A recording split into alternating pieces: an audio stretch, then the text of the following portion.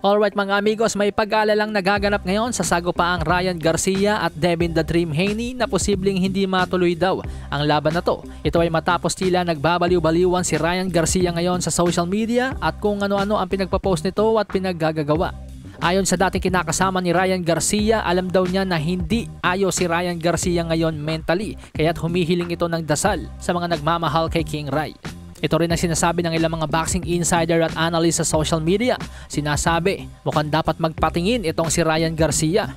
May mga post si Ryan Garcia tungkol sa kanyang paglalasing, pagsindi ng damo, pati na rin na mga pag-release ng mga video ng UFO. Dinadaldal nga po ni Ryan Garcia kung saan hindi naman related sa kanyang papalapit na laban kay Devin Haney. Pero may mga nagsasabi rin naman na posibleng umaarte lang itong si Ryan Garcia upang mas pag-usapan pa ang kanilang laban ni Devin Haney para mas maging mabenta. Pero ang nakakaalarma po mga amigos ay ang pagpapadala ng Golden Boy Promotions kay undefeated 140-pound contender Arnold Barboza Jr. sa LA Presscon ng Haney vs Garcia kung saan hindi naman ito umattend noong New York Presscon. Hinala ng iba, magiging backup plan itong si Arnold Barboza sakaling umatras na naman si Ryan Garcia sa laban.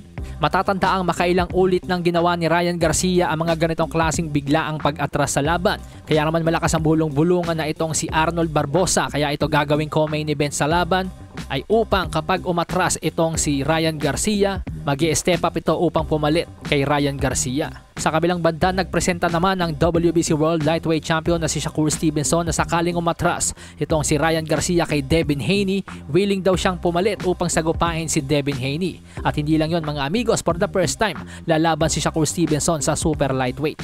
Sa iba pang balita mga amigos, kung hindi talaga makukuha ni David Benavidez ang Canelo fight, may mga plano na rin daw pang sarili itong si David Benavidez. Kabilang ang pag-akyat sa cruiserweight division kapag tinalo ni Gilberto Zurdo Ramirez si Arthur Gulamirian sa kanilang paparating na laban sa March 30 para sa WBA World Cruiserweight title.